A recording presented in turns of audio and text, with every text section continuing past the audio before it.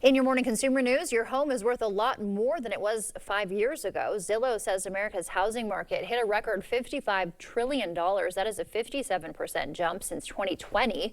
Home values keep climbing, even though high mortgage rates are keeping buyers away. Sellers are cutting asking prices, but homes are still worth more overall.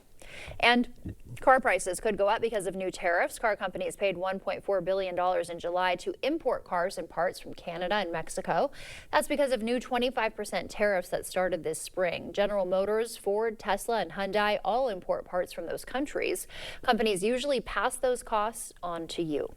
Flights to Canada could be disrupted again. 10,000 Air Canada flight attendants rejected a new contract. The same workers shut down the airline for 5 days last month. That walkout stranded 500,000 passengers. The union says there won't be another strike right now, but wage talks are starting over with a mediator. The start of the new school year means thinking ahead to college for many high schoolers. Today, Jen Sullivan has some tips for applying for aid and how to avoid getting scammed while you do it. The cost of college continues to skyrocket, with some private universities costing students close to $100,000 a year when you combine tuition and other costs. As those costs rise, more students are turning to financial aid.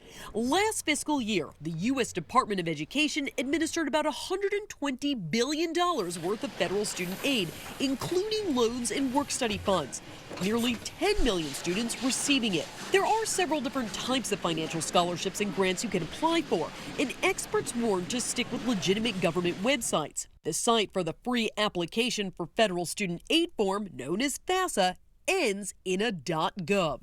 Legitimate scholarships will never ask you for an upfront payment. Melanie Roller is the head of retail bank fraud at Capital One. She says scammers are getting smarter and more advanced. They'll use urgent language like, take action now.